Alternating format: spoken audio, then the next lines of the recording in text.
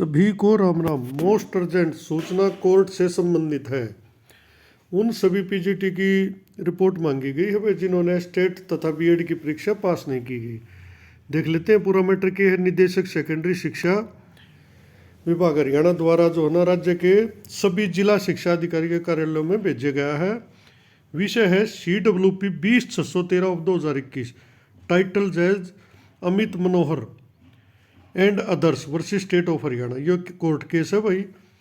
विषयांकित मामले में संबंध में अंकित किया जाता है कि वादियों द्वारा माननीय न्यायालय में रिट दायर करके अनुरोध किया है कि उन पीजीटी की सेवाएं समाप्त की जाएं जिनकी नियुक्ति विज्ञापन संख्या 1/2012 के विरुद्ध अनुभव प्रमाण पत्र के आधार पर की गई थी तथा उन द्वारा अभी तक स्टेट तथा बीएड परीक्षा पास नहीं की है। तो जो विज्ञापन 1/2012 उनके खिलाफ जो है ना भाई केस दायर किया किसी ने और उनकी सेवा समाप्त करने की मांग करी है, जिनके पास आज भी बीएड या स्टेट नहीं है। वो कोर्ट केस ही बताता हूँ। अतः आपसे अनुरोध है कि उन पीजीटी के संबंध में रिपोर्ट भेजना सुनिश्चित करें जिन द्वारा अभी तक स्टेट तथा बीएड की परीक्षा पास नहीं की है। ये नीचे परफॉर्माइज के अनुसार देनी है। क्रम संख्या 1, पीजीटी का नाम, विषय, विद्यालय का नाम, स्टेट नॉट क्वालिफाइड या क्वालिफाइड का था, नॉट क्वालिफाइड के खोने में आ जाएगा, बीएड नॉट क्वालिफाइड, यहाँ पर उनका जो है रिमार्क वगैरह करके डालना है।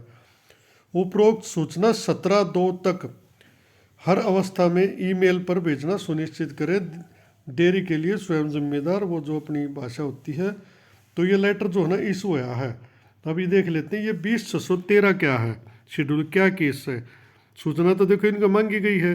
अब केस दिखा देता हूँ आपको क्या है कि जो ना भी पीछे 6 तारीख थी भाई। CWP 20/613/2021 अमित मनहर देख सको स्क्रीन पे है। Learned state counsel seeks some more time to file the reply on behalf of respondent number 1 to 3 on his request adjourn to 19/4। अब इसमें जो है ना 19 अप्रैल डेट लगी है। इसमें पिछली 2-3 तारीख पर जो है ना सरकार जवाब नहीं दे पा रही और जो स्टेट के काउंसिल है वो जो है ना टाइम ले लेते हैं। अब इसीलिए ये मोस्ट अर्जेंट करके और विभाग ने सूचना मांगी है। अब आपको इसका पिछला ऑर्डर दिखा देता हूँ मैं। ये इस केस का पहला ऑर्डर है भाई जहाँ से ये मामला चला था। CWP 20/613 अमित मनहर वो केस है। अनिल कुमार शर्मा एडवोकेट जो ना कोविड-19 के कारण जो है ना वीडियो कॉन्फ्रेंसिंग तो इसकी सुनवाई हुई थी। Learned counsel for the petitioner submits, जो पिटिशनर के वकील हैं वो कहते हैं that private respondent are not eligible to be appointed as lecturer as they have not cleared their state and BEd. यानी ये कह रहे हैं कि भी जो ये रेस्पोंडेंट है इस केस में ये लेक्चरर की पोस्ट के लिए मतलब एलिजिबल नहीं है क्योंकि इनके पास इन्होंने स्टेट क्लियर नहीं किया और बीएड नहीं है। As per the applicable rules extension was afforded to secure the said qualification till 1/4/2015। भी जो एप्लीकेबल रूल था उसके अनुसार जो है ना 1/4/2015 तक इनको एक्सटेंशन दी गई थी, छूट दी गई थी। This was to be a one time relaxation, ये जो है ना एक वन टाइम रिलैक्सेशन थी। However another extension was thereafter given up to 2018, लेकिन इसके बाद एक एक्सटेंशन 2018 तक और दी गई। And thereafter again in an unjustified manner till 2022। भाई जो अनजस्टिफाइड मैनर होता है उसके अनुसार यानी कि अनुचित मान लो जिसको जस्टिफाई नहीं किया जा सकता 2022 तक इनको फिर एक्सटेंशन दे दी। पिटिशनर्स, अब ये जो पिटिशनर है who were appointed in 2008 year 2008, 9 and 11 as must TGT. जो ये पिटिशनर है ये 2008, 9 और 11 में एज मास्टर पीजीटी अपॉइंटमेंट हुई थी। Have subsequently been promoted as lecturer in the year 2016। और जो है ना इनकी प्रमोशन भी हो चुकी है 2016 में। They claim seniority over and above the lecturer PGT who were appointed in the year 2013-14। यानी कि ये जो है ना सीनियरिटी भी क्लेम करते हैं जो पीजीटी लेक्चरर लगे 2013-14 में उनसे ऊपर। Who were not fulfil the eligibility condition of BEd and state, लेकिन इनके पास जो है ना बीएड और स्टेट नहीं है टिल डेट आज तक। And are being given extension time and again without any justification. बिना किसी जस्टिफिकेशन के बार बार इनका टाइम बढ़ा रहे हैं to secure necessary eligibility and all are also being considered eligible for further promotion to the post of principal.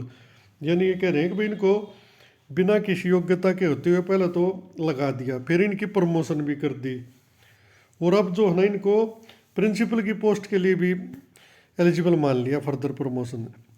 तो जहाँ तक मेरी समझ में आई वो केस कराया भाई जो 13-14 में जो लेक्चरर लगे उन्होंने, और किया किन पे, जो कि पहले लगे थे अनुभव के आधार पर। कोई और लगा होगा, बाकी किसी ने पता हो तो इस केस का बताना।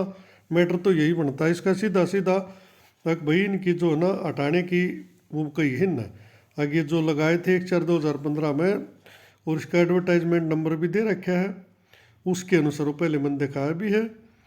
नोटिस ऑफ मोशन हो गया respondent 1 to 3 only. Harish Nain AAG Haryana to whom an advance copy of paper group has been supplied accept notice. उन्होंने नोटिस ले लिया तीनों रेस्पोंडेंट की तरफ से। And prays for some time to seek instruction, और कुछ टाइम जो है ना मांग लिया इंस्ट्रक्शन के लिए। May do so well before the next date of hearing at request adjourn to 12/2/2022। ये उस टाइम का ऑर्डर था भाई 10/11/2021 का। उसके बाद जो है ना कोरोना काल था, इसमें 1-2 डेट इधर उधर होती रही, सरकार टाइम मांगती रही। अभी 6 फरवरी में भी सरकार ने इसमें टाइम मांगा है।